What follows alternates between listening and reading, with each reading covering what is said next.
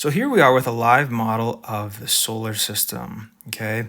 Now the solar system, of course, is composed of the sun at the very center, as well as the planets that orbit the sun, as well as some other objects such as asteroids, which we'll look at in just a moment. But I really like this model. It's provided by NASA. It's interactive. It's live, meaning it shows the relative position of all of the different planets with respect to each other and the sun at this given point in time.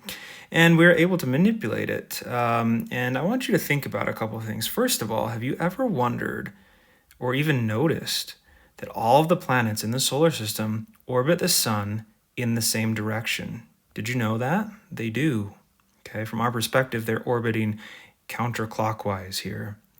And not only that, but have you also ever wondered why they all orbit the sun on relatively the same plane? What does that mean? It means if you look, I'm trying to show you just from the side here, all the planets orbit the sun nearly on the same field of orbit. Okay, it's almost as if they're sitting on top of an invisible table or something. Okay, and where does that come from? Why do they do that? And on a broader note, where did all of the planets in the solar system and the sun and everything that formed them, where did all of that come from in the first place? That brings us to the topic of this video, which is the Nebular Hypothesis. The Nebular Hypothesis is a theory that helps us try to piece together or provide an explanation for the origins and formation of our solar system. In particular, as we're going through this video, I'd like you to think about these three questions. Number one, how did the Earth and the rest of the solar system form? Two, why are all the planets orbiting the sun in the same direction and on nearly the same plane? And three, why are the inner planets small and rocky and the outer planets large and gassy? Have you ever thought about that before? Well, let's start with the beginning. I will piece together some of these explanations for you, and then we'll talk about where we get the evidence for this, okay? Really, the origins of our solar system start here in a nebula, okay? This would be a nebula. And as a reminder, nebula is just a giant, and we're talking hundreds of light years across, okay, cloud of gas and dust floating in space. And what are the components of this nebula? Well, we have gases, primarily hydrogen, helium, and there are other gases and dust from stars that have since ended their life cycles. They've exploded and ejected into space and into these nebula all sorts of different elements. And we'll talk about that in a future lesson, okay? But these nebulas primarily are formed of just hydrogen, helium, and these gases and dust from dead stars. Well, over time, you can imagine they coalesce and start to collapse in places where gravity might be particularly strong, okay? You can see perhaps in regions such as this in the nebula, gravity is starting to pull these clouds of gas together, okay? As that happens, here's an actual telescopic image of a star being formed, okay? So what do we have here? In the center of this, we have a young protostar, what is called a protostar. That means a star that has not yet begun its life, okay? Or in other words, it has not started fusing together gases through the process of nuclear fusion. As that's happening, okay, as this collapse is happening under the force of gravity, okay, so gravity is causing the nebula to collapse towards the center, gas, dust, and other matter start swirling around the growing star, okay? And this is caused because not all of matter is moving in the same direction as this collapse is happening. And so it maintains some of its angular momentum, okay, as it starts to collapse under the forces of gravity. And we are given this is called this whole formation is called a protoplanetary disk, okay, because it's shaped kind of like a disk, protoplanetary disk. Well, as this is happening, okay, and of course this is just an artist's rendition of what's going on here, but as this is happening, more and more of the matter starts to fall into the star. It grows in gravity and in temperature, okay, until eventually it's going to start having enough temperature or heat to start fusing the elements inside, but more on that later. But around the outside, in kind of this swirling orbit here, we see that some of the gas and the dust starts to coalesce together. Okay. Now, the forces that cause this to happen are not yet fully understood, but it could be due to static electric forces of attraction, the kinetic forces of just gas particles and dust particles actually physically hitting into each other. But then as they grow, of course, the force of gravity is also going to take over.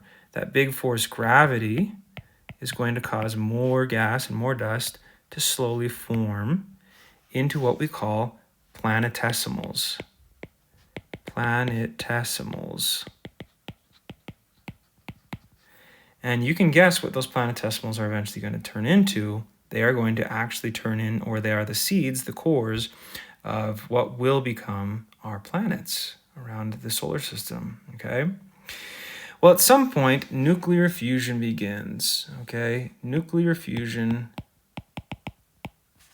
begins in the growing sun, okay? And nuclear fusion, of course, is going to send out electromagnetic radiation in all directions, okay? And what does that do?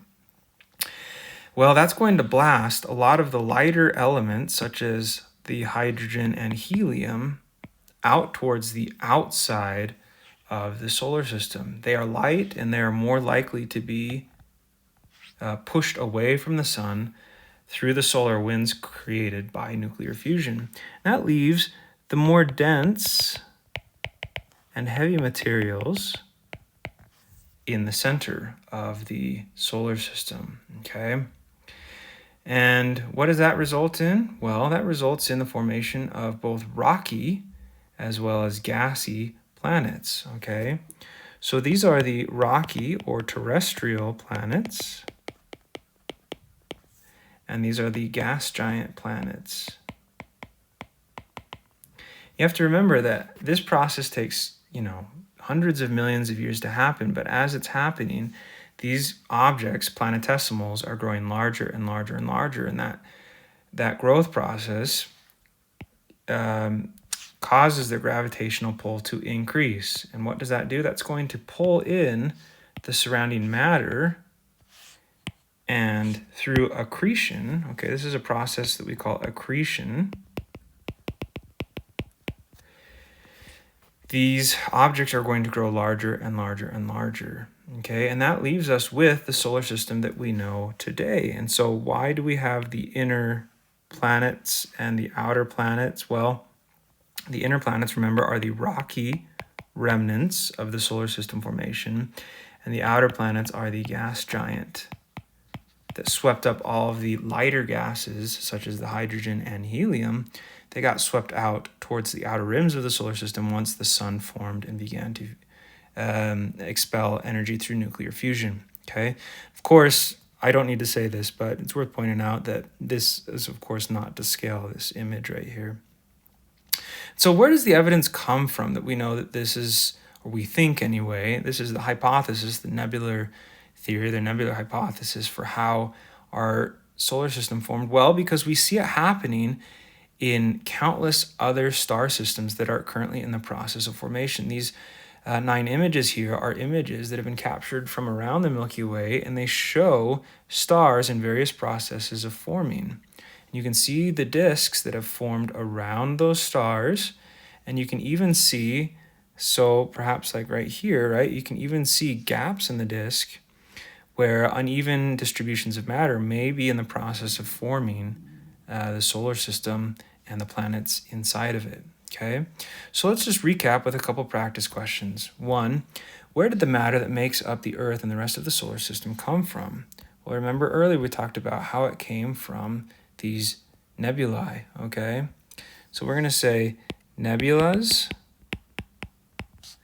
with gas and dust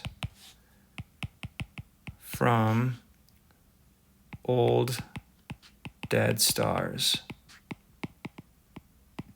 Okay. Question number 2. What forces were responsible for the formation of the sun, Earth, and the other planets? Well, we've got a couple forces, right? The first is gravity. Gravity is what's pulling all of this matter together. It takes the nebula and it forms it into this protoplanetary disk, okay? And the other forces, of course, are the kinetic forces of angular momentum. The moving particles in the nebula, right, cause them to ram into each other, and that, causes the accretion of the different objects. So we're going to say gravity is the main force. And we also have the kinetic energy and angular momentum, which, it bears repeating, is also the reason why all of the planets and most of the objects in the solar system all orbit in the same direction. The angular momentum kind of erased any objects moving in the opposite direction, and there was enough net kinetic energy moving in one direction, okay, that caused all of the objects to ultimately go the same direction around the forming sun. And finally, question number 3, what, if any, evidence can we observe today that helps support the nebular hypothesis theory? Well, we can see evidence of forming stars right now and actually capture this process in various stages of progress.